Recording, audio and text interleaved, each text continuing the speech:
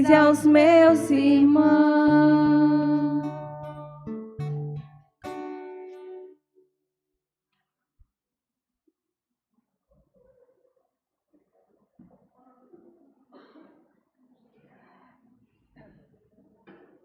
Senhor Jesus, amado Senhor, nós em tudo queremos depender de Ti. Essa noite vem e fala aos nossos corações. Mas para isso, Senhor, nós queremos nos esvaziar, porque se o Senhor falar e nós estivermos cheios de nós mesmos, não daremos ouvidos ao Teu falar. Senhor, nós queremos estar vazios de nós mesmos, para que o Teu falar tenha uma reação no nosso interior. Ó Senhor Jesus, Senhor, nós amamos a Ti e amamos a Tua palavra. Senhor Jesus, amém. Senhor Jesus, nós estamos vendo as lições necessárias à edificação da igreja. E essa semana nós estamos concluindo a mensagem 1, cujo título é Habitação de Deus no Espírito. Habitação de Deus no Espírito. Vamos repetir. Habitação de Deus no Espírito. Irmãos, o Senhor, Ele vive em outra dimensão. Nessa outra dimensão não há tempo e nem espaço físico. Para nós, é tão difícil tentar imaginar algo onde não tenha nem tempo e nem espaço físico. Coisa mais comum a gente falar, onde você está? Né? Às vezes faz toda a diferença se sua mãe está em casa ou se está viajando. Ou quando foi isso? Vai acontecer? Já aconteceu? Mas o Senhor Deus vive em uma dimensão onde não há nem tempo, nem espaço. E, sendo um pai amoroso, Ele, às vezes, traz exemplos que nós conhecemos para que a gente possa ganhar algo, nem que seja algo pequeno dessa outra dimensão. E o exemplo mais simples que ele achou é que essa outra dimensão é um vento, é espírito. Irmãos, Deus está procurando adoradores que o adorem em verdade e em espírito. E eu fiquei incumbido de pegar a parte dessa semana que o Senhor fala da paz. Fala do significado da palavra shalom. E é impossível a gente falar de shalom Sem falar do Monte Moriá, sem falar de Jerusalém ou Jerusalém. Então, eu vou começar, nós vamos abrir no livro de Josué, para nós conseguirmos entender um pouco melhor. Josué fica logo depois de Deuteronômio, antes de Juízes. Josué 24.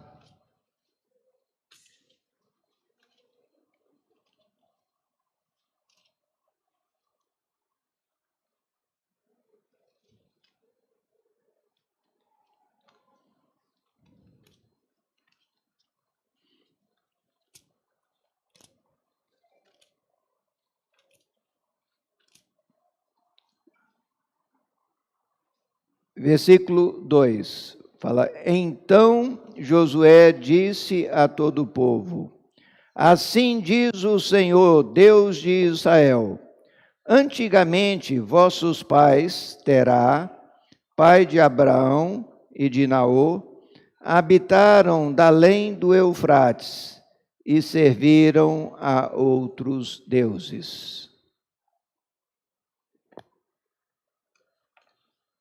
Essa é a família da qual o Senhor Jesus descende. Nós estamos falando aqui num contexto de aproximadamente 4.000 anos atrás. Ou seja, Abraão viveu aproximadamente 2.000 anos antes de Cristo. E a família do qual o Senhor Jesus descende, Terá, era um idólatra. Vivia na Mesopotâmia. E assim como os demais filhos de Noé, eles logo esqueceram do grande julgamento de Deus e, em vez de temerem a Deus, como fez Noé, como fez Sem, os descendentes de Sem estavam fabricando deuses para si. Deus tinha descanso numa situação dessa? Não. Algum pai tem descanso se está vendo seus filhos andando em maus caminhos? Não tem. Então, Deus, se a gente for um pouquinho atrás no livro de Gênesis,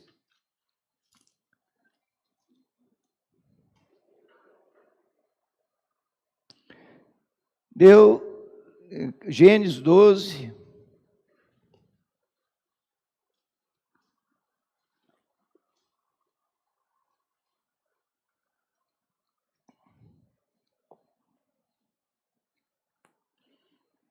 Gênesis 12 fala: Ora, disse o Senhor a Abrão: sai da tua terra e da tua parentela e da casa de teu pai, e vai para a terra que te mostrarei. De ti farei uma grande nação, e te abençoarei e te engrandecerei o nome.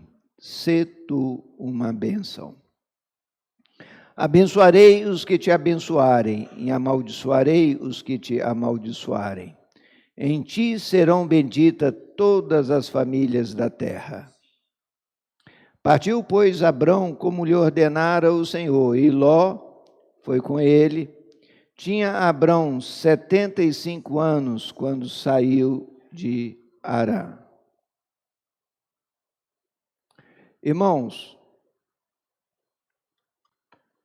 aqui o Senhor chama esse Abrão. E a Bíblia não esconde os defeitos dos seus homens de Deus. E nós vamos ver que esse Abrão ainda estava muito infantil na sua fé espiritual. Mas Deus não desiste. E na medida que ele ouvia o falar de Deus e obedecia, nós vamos vendo ele crescendo em vida. E se a gente seguir os passos de Abraão, a gente vê que, primeiro, Deus falou para ele sair da parentela, mas ele levou parte da parentela junto. Ele levou o seu sobrinho. E depois esse sobrinho, embora também fosse uma pessoa justa, porque a própria palavra diz isso, mas esse Ló começou a ser atraído pelas belezas e pela boa vida de Sodoma. E ele foi armando cada vez mais a sua tenda. Por fim, ele já estava misturado com o povo da terra. A consequência disso é que ele gerou filhos amaldiçoados. Por quê? Porque quando o mundo se mistura com as nossas coisas, nós acabamos plantando sementes ruins. Mas quando a gente chega aqui, no capítulo 14, nós vemos que Abraão, ele não foi indiferente ao sofrimento do seu sobrinho. Quando uma coligação de reis tomaram Sodoma e levaram cativo toda a família de Ló, Abraão foi atrás e ele reconquistou o seu sobrinho com todos os seus familiares e todos os seus pertences.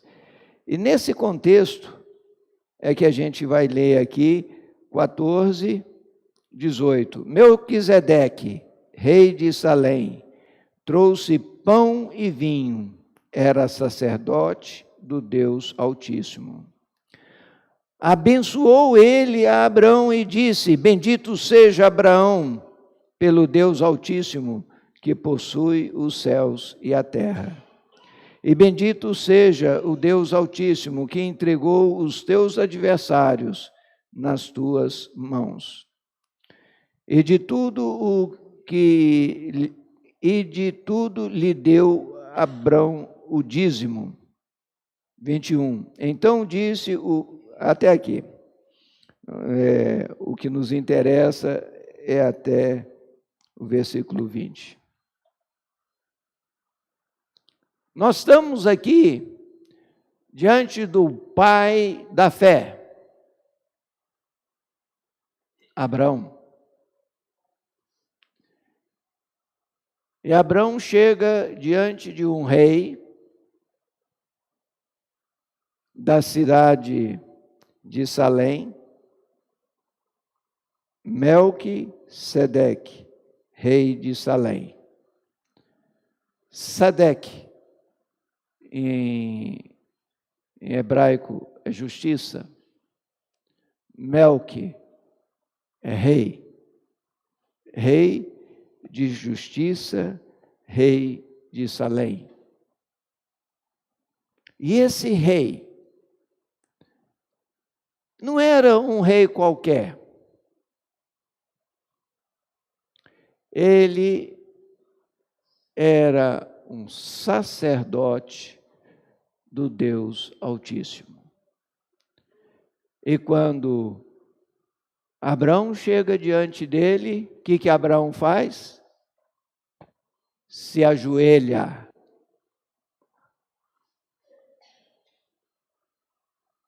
Por quê?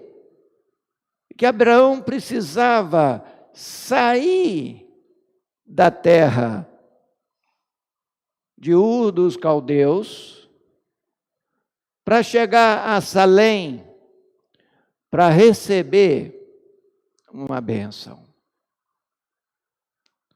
É porque nós só podemos dar o que temos. Qual era o tipo de bênção que poderia dar a Abraão? Para o Deus que ele servia? Qual o ídolo que ele servia? Abraão podia receber esse tipo de bênção? Não. Por isso, Deus falou: você precisa sair daí. Vai para onde eu te mostrarei. Irmãos, essa, ainda no livro de Gênesis, é a primeira menção de Salém. Jerusalém, que é Jerusalém. E essa cidade se torna um símbolo para nós, se torna um símbolo para Deus. É a única cidade na Bíblia que fala a cidade santa, a cidade do grande rei.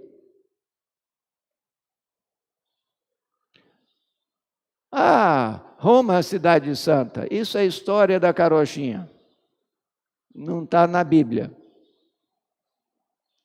Jerusalém é a cidade santa.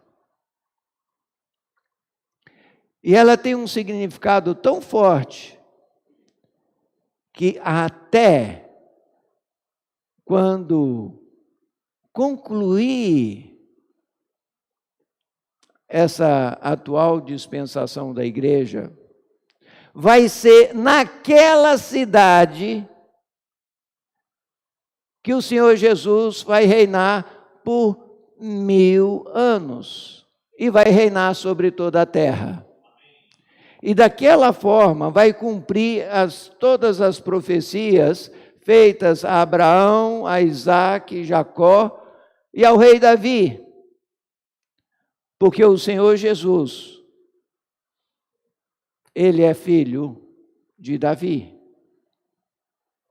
Tanto humanamente pelo lado de Maria, que era descendente do príncipe Natã, como tecnicamente, porque a herança passava pelo lado paterno, o padrasto do Senhor Jesus, José, era descendente do próprio Salomão,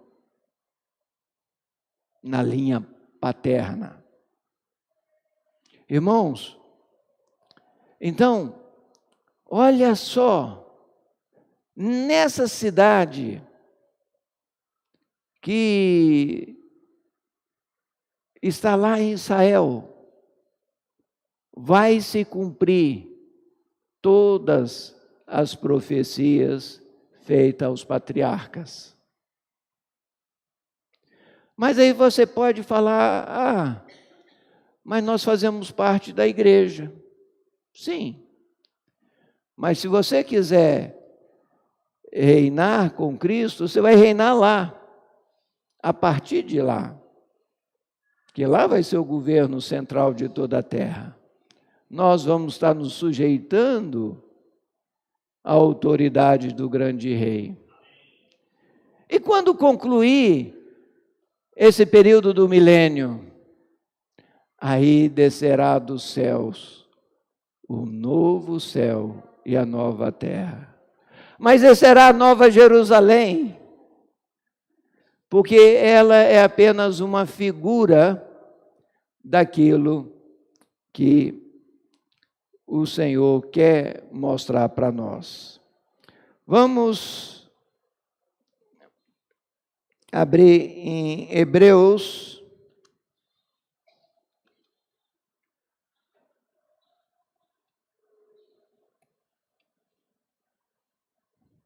capítulo 6.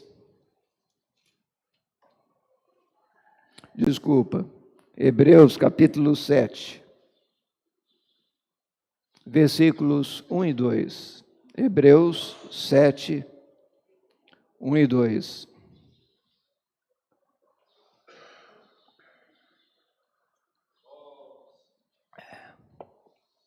Porque este Melquisedeque, rei de Salém, sacerdote do Deus Altíssimo, que saiu ao encontro de Abraão, quando voltava da matança dos reis, e o abençoou, para o qual também Abraão separou o dízimo de tudo, primeiramente se interpreta rei de justiça, depois também é rei de Salém, ou seja, rei de paz.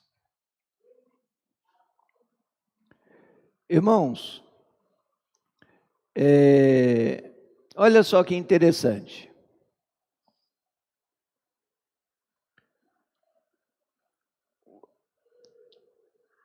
Os dois fatos mais importantes da vida de Abraão aconteceram em Jerusalém. Como assim? Primeiro, ele não podia ser abençoado por Terá, seu pai,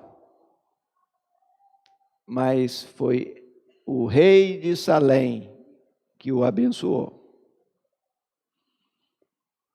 Mas qual foi o outro grande fato da vida de Abraão que aconteceu em Jerusalém? Vamos voltar para Gênesis.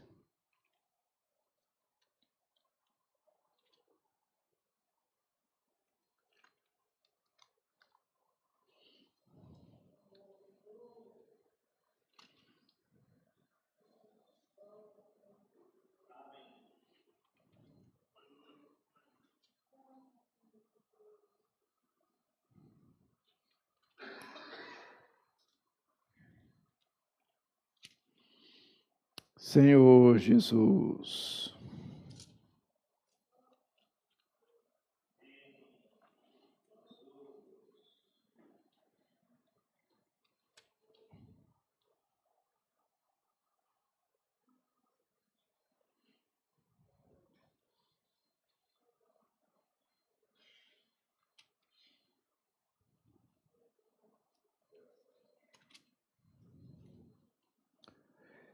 Não, mais para frente, 22.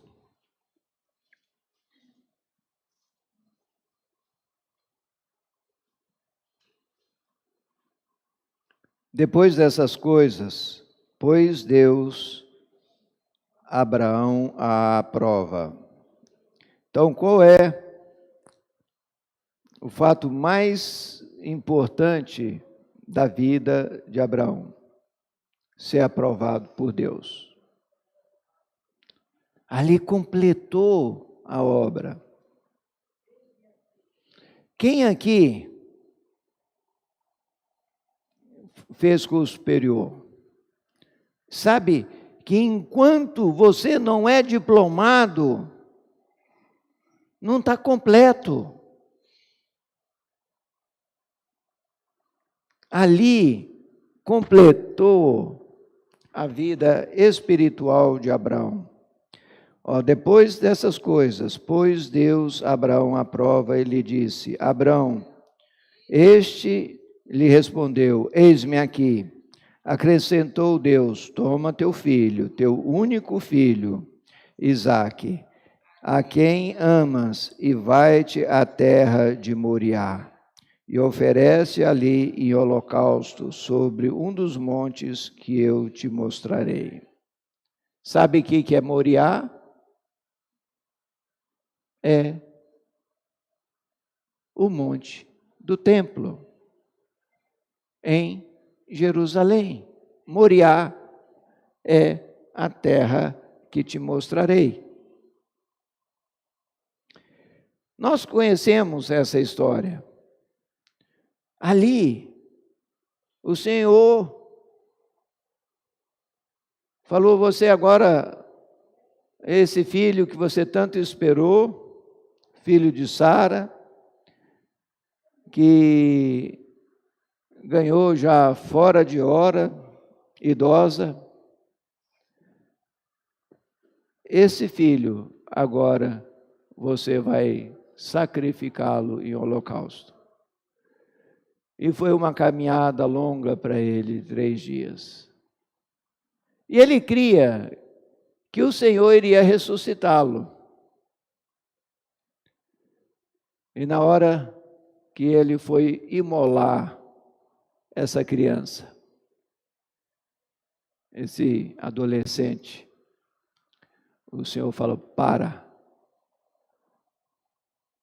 você foi aprovado, você completou a prova. Irmãos, nós que já estudamos, nós sabemos que enquanto você não completa todas as atividades, você não recebe um diploma. O Senhor, Ele quer completar a sua obra em nós. Por isso que Jerusalém tem um significado tão importante. O pai da fé ali foi abençoado. Nós precisamos ser abençoados. É o Senhor que hoje nos abençoa. Mas nós também precisamos ser provados. Então, nós precisamos ir agora para segundo livro de Crônicas, segundo Crônicas, capítulo 3.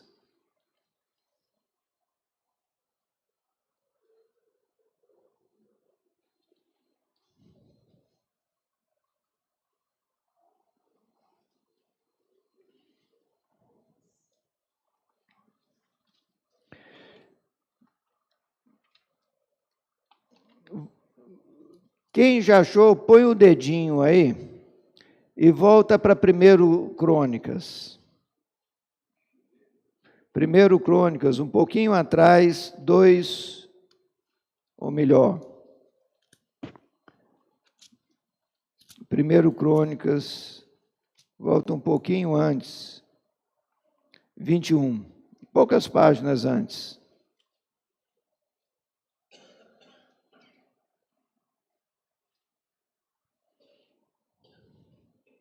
No capítulo 21,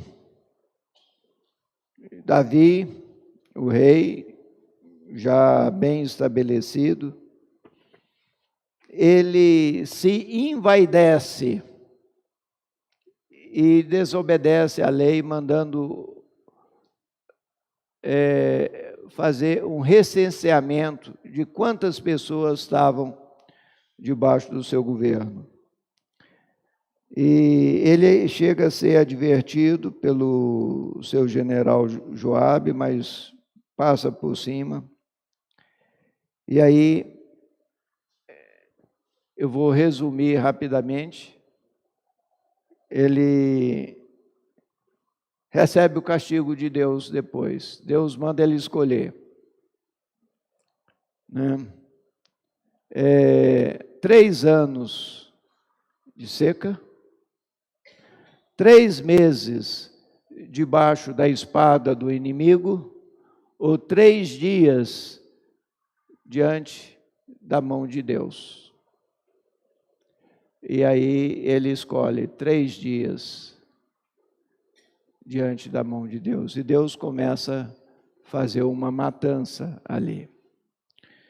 E quando Davi está na eira de Araúna, ou a eira de Ornã, que é esse lugar, Moriá, o Senhor para essa matança e ele chega a ver o anjo do Senhor.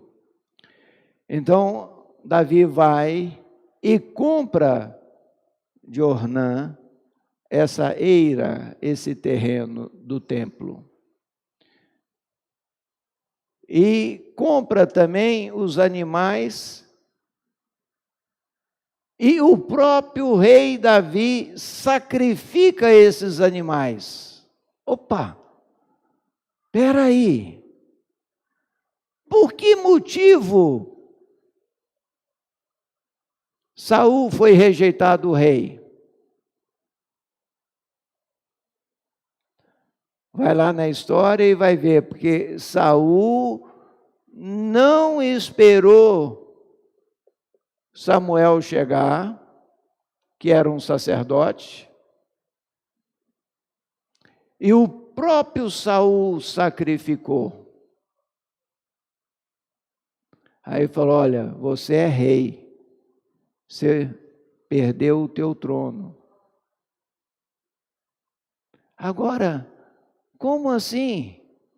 Davi, ele também era rei.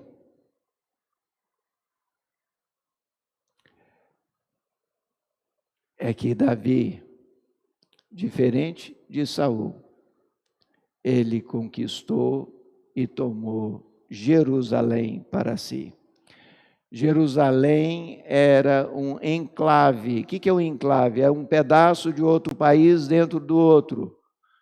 Até os dias de Davi, a fortaleza de Sião estava na mão dos jebuseus. Depois de reinar 7 anos em Hebrom, Davi tomou o seu exército particular e foi e tomou Jerusalém para si. Então, ao tomar Jerusalém para si, ele se tornou o quê? O rei de Salém. Ele uniu o sacerdócio e a realeza. O livro de Hebreus mostra isso para a gente. Ele se tornou sacerdote segundo a ordem de Melquisedeque. Senhor Jesus, irmãos, o Senhor, Ele quer que nós entendamos o que é ser rei de paz. Paz não é apenas ausência de guerra. Paz não é apenas ausência de conflito. Quem já construiu uma casa, sabe que você, ao fazer uma casa para si, você tem uma expectativa. E enquanto você não inaugura aquela casa, enquanto você não põe a última telha, enquanto você não põe a última pintura, falando, está pronto, você não descansa. Se extrapolar um pouco o orçamento, você é capaz de até pegar dinheiro emprestado para terminar logo e falar, não, depois eu pago isso, eu quero poder entrar para dentro. É isso que o Senhor está querendo mostrar para nós, exemplos que nós conhecemos. Ele está querendo mostrar coisas de uma outra dimensão, com exemplos práticos que todos nós temos. É como eu falei ontem, você pode não ser um pedreiro, mas você já viu alguém construir uma casa. Pode não ter sido você, mas foi seu pai, um amigo. É isso que o Senhor quer. Ele quer que nós entendamos o desespero dele em ter paz. Por que o desespero dele? Porque nós muitas vezes estamos brigando entre nós, como os filhos. Eu não vou com a cara daquela irmã. Né? Isso sem dizer marido e mulher, porque às vezes está saindo faísca toda hora, não tem paz. A casa fica sem paz. Então, o Senhor, Ele quer que nós entendamos o significado de Shalom. Shalom é uma palavra hebraica que vem de Shalem. Shalem é completo. Quando o Senhor abençoou a Abraão, ele falou que a descendência dele ainda iria ficar 400 anos cativa, porque a iniquidade ali daqueles povos ainda não havia completado. É Shalem, usado literalmente essa palavra. Não tinha sido completado a iniquidade deles, porque eles seriam expulsos daquela terra, daquela boa terra, e ali seria a habitação de Israel. Irmãos, em Abraão foi chamado o povo judeu. A partir daí havia o quê? Os gentios, as nações e os judeus. Mas, infelizmente, o povo judeu também não conseguiu completar o plano de Deus. E foi por isso que o Senhor teve que morrer naquela Páscoa. Em Jerusalém, por volta do ano 33 da era que nós vivemos hoje. No ano 33 depois de Cristo. Ali ele completou, ele cumpriu cabalmente a festa da Páscoa. Ele morreu no dia 14 de Nisan, em Jerusalém, como Cordeiro de Deus que tira o pecado do mundo. Essa é a verdadeira Páscoa. E os judeus, depois daquela época, começaram a se alegrar muito. Sabe que eles comemoravam a Páscoa todo dia. Nos primeiros capítulos de Atos dos Apóstolos, nós vamos ver que eles comemoravam todos os dias. Paulo precisou, algumas décadas depois, dar um ajuste. Olha, vocês estão extrapolando. Em vez de beber um cálice, vocês estão embebedando. Né? E alguns têm muita coisa e vem a comilança, ao churrasco do cordeiro, os pães sem fermentos e o vinho, e os outros nada têm. Ou seja, veio trazer o equilíbrio.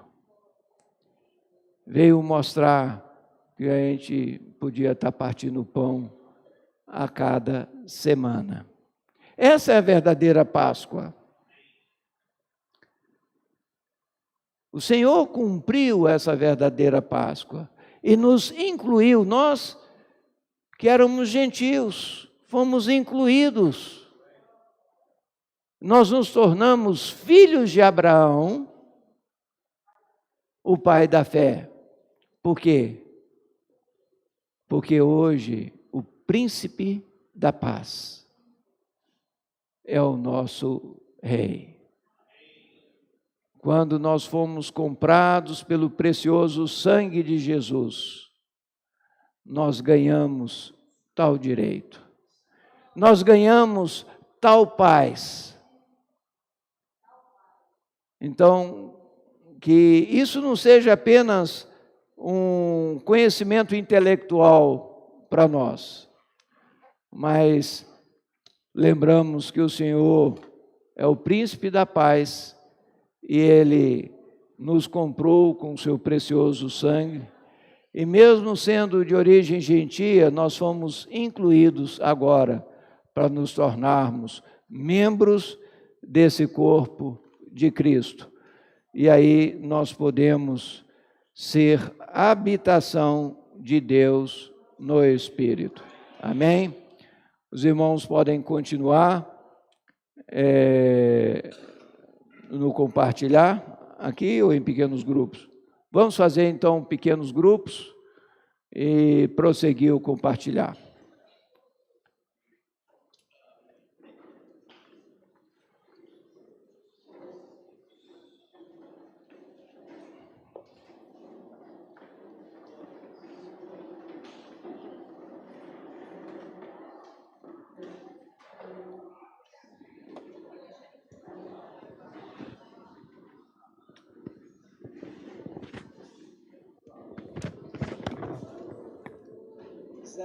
Zalim.